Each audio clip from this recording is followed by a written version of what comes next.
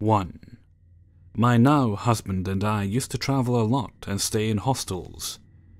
One night we were in a private room at a hostel in Budapest, Hungary. It was a hostel, but really more of a group of apartments, so there was no staff or housekeeping on the premises. We were the only ones with the key to our room, and told the person who checked us in, he walked us over from their other location, that we didn't need our sheets or towels changed as it was a short stay. Around this time I was reading a lot of those Ask Reddit threads about creepy or inexplicable experiences, which somehow felt related to what happened next. I tried to go to sleep after reading a bunch of those stories, but had freaked myself out beyond that ability.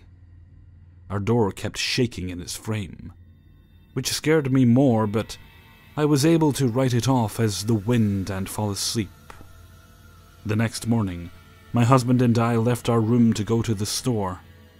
The hostel was empty of other guests since we had slept in quite late. We weren't gone for long, maybe 20 to 30 minutes. When we got back to our room, there was a small, quarter-sized piece of odd-looking yellow foam on my pillow.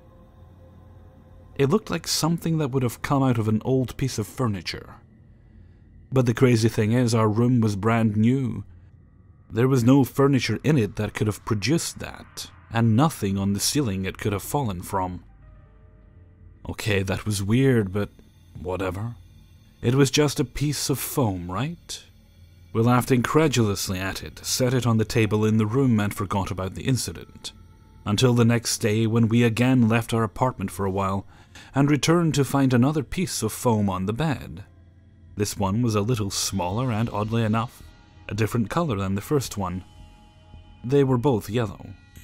Our room hadn't been cleaned by housekeeping, and everything was as we had left it. We, of course, always locked our doors while gone. Okay, what the fuck. Again, we searched the room for where this could have come from, and found nothing, not even something that might be able to explain what we were now calling the quantum foam. But it does not end there. This happened twice more after we left the room at various times of day. The foam always appeared in the same spot, my pillow, or very close to it, and each piece was progressively smaller and a slightly different color. I've thought about this incident a fair amount of times since then, and I am none the wiser. Anyone knowledgeable about the origins of quantum foam? 2. A few weeks ago, after days of temperature around -10 degrees Celsius, we had 2 or 3 days of a true spring-like weather. Pretty warm and sunny, with a nice breeze of air smelling like an end to winter, and a forecast of upcoming spring. That combined with a day off, which is not commonplace when you try to work and study at the same time, and knowing that a guy I fancy, let's call him Michał, will show up at my place this evening, shoved me into a great mood.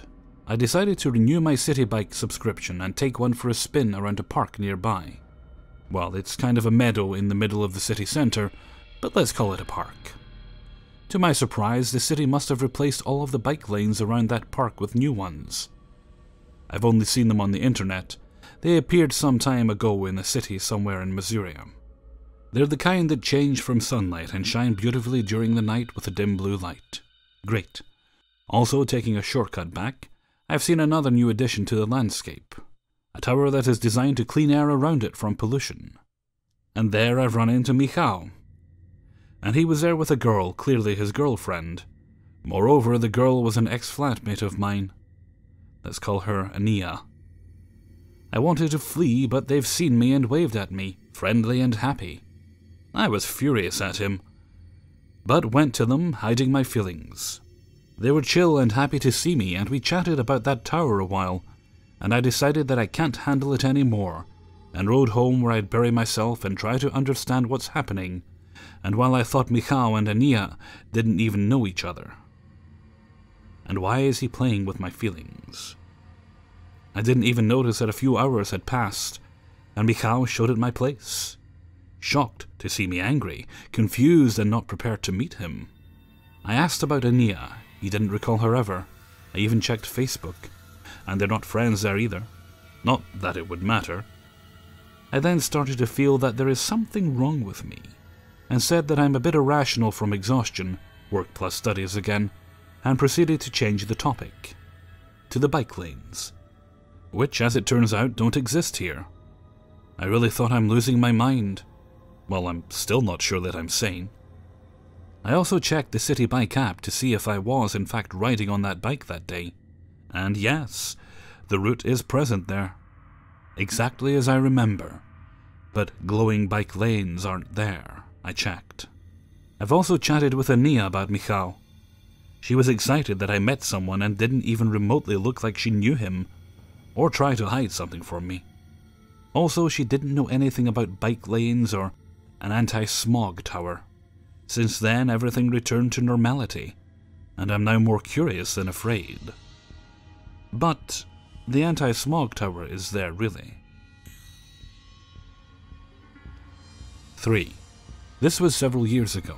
I was around 15 or 16 years old.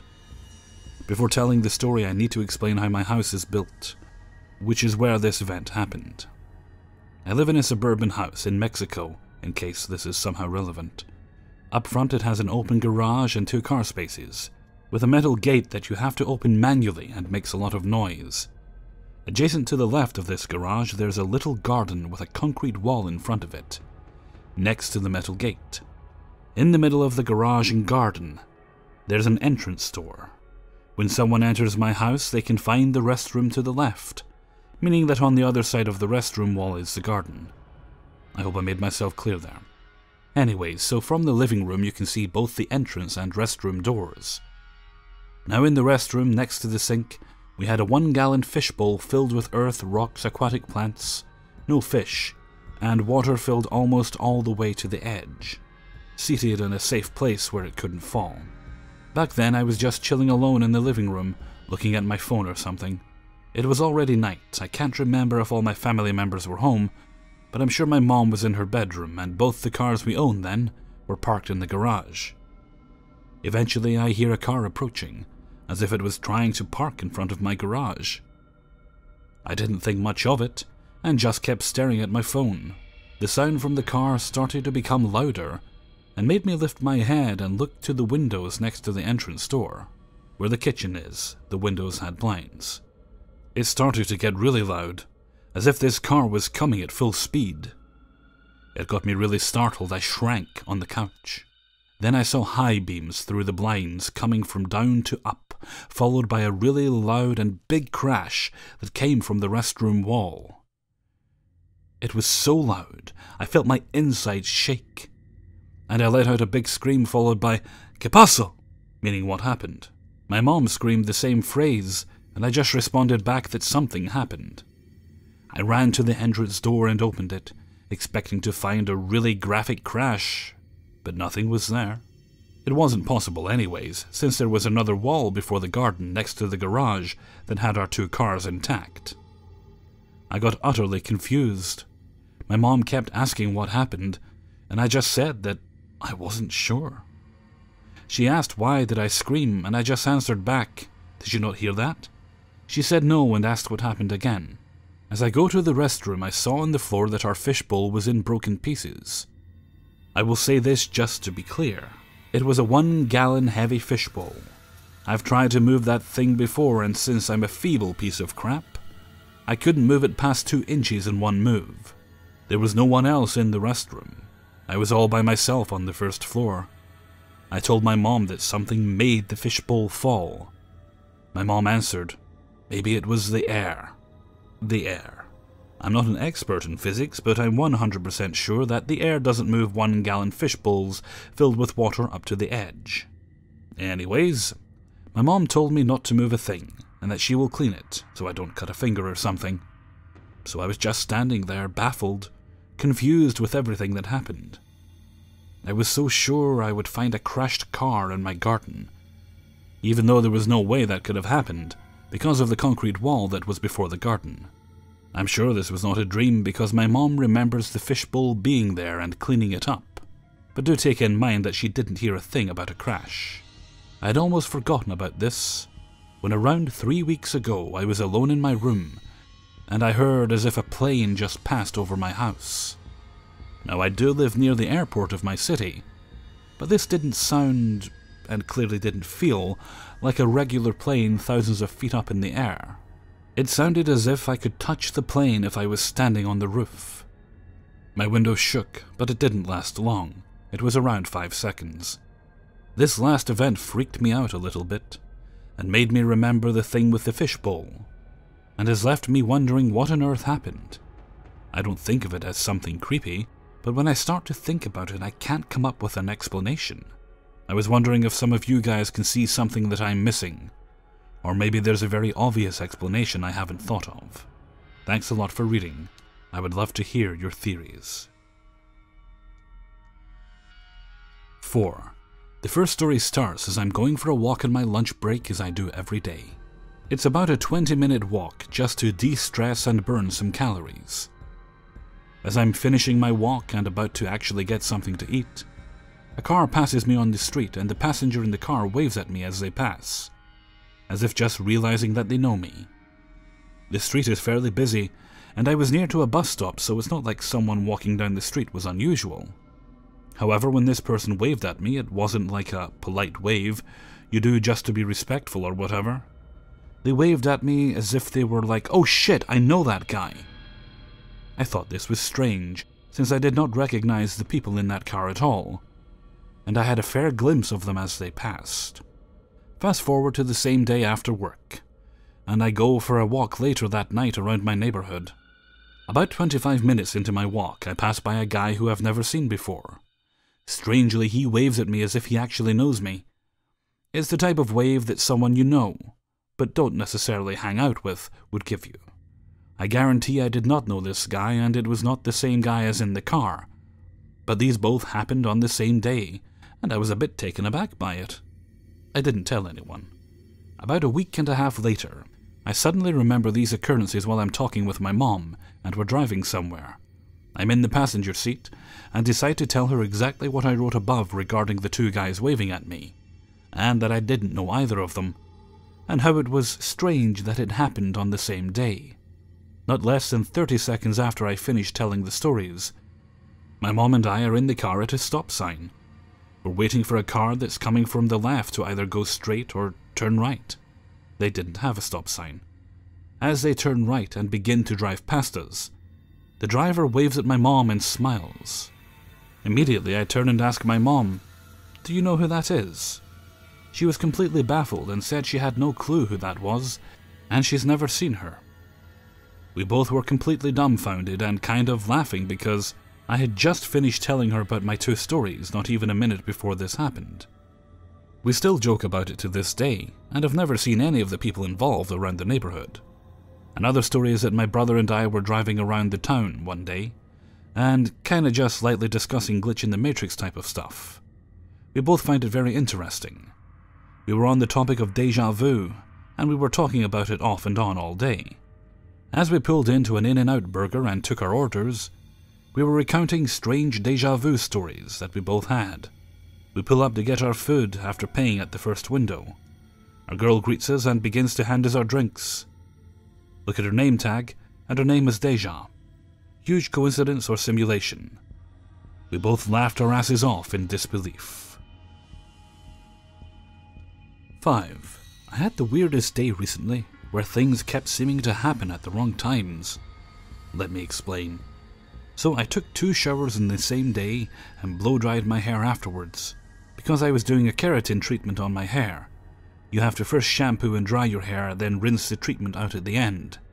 During my first shower, when I was standing at the far side of the tub, across from the shower head, I kept thinking I heard metal hitting the bathtub, which happens if my earrings fall out during my shower. It sounds pretty different from the way that water droplets sound. I heard this metallic sound maybe 3 times, and every time I looked down at the tub and or felt my ears, I realized they hadn't fallen down after all. After my shower, I blow-dried my hair. I always dry my hair using a nozzle and a hairbrush to sort of straighten my hair. The nozzle on my hairdryer is super shitty and constantly flies off at the end of my hairdryer. It doesn't screw on, it's just supposed to click into place, but the fit has loosened up over time, so it just flies off a couple times whenever I dry my hair. No matter what. It's super annoying, but my hairdryer still works, so I'm not about to buy a whole new one just because of the fucking nozzle.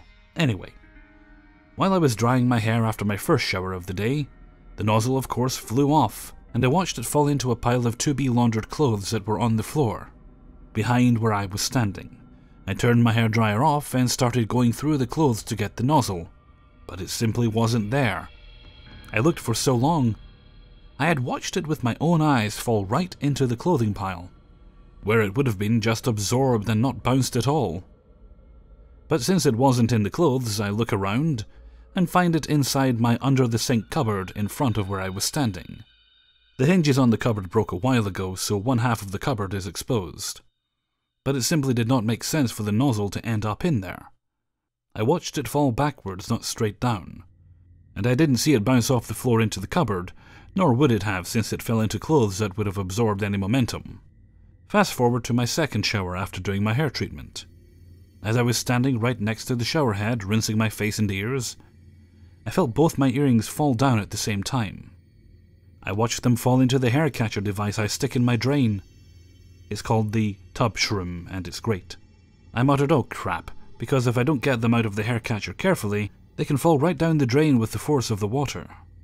I felt inside the catcher, but the earrings weren't there. I cursed under my breath, assuming they had fallen down the drain. But when I spin around facing the other way to rinse my hair, I see both my earrings lying farther out in the bathtub, away from the shower head. They're both lying in a place where they would have had to fall backwards against the flow of water. I had literally watched them fall into the drain area of the tub, and the water had been going this whole time, so it's also weird that they stayed back there, if it had even made sense in the first place for them to fall that far back, which it didn't. I immediately thought of my first shower when I had kept hearing the sound of metal earrings fall, when I was standing in a part of my bathtub where the earrings were now lying. It was the weirdest thing. It was like I heard the sound of my earrings falling there in my first shower, and now they fell there even though they physically shouldn't have.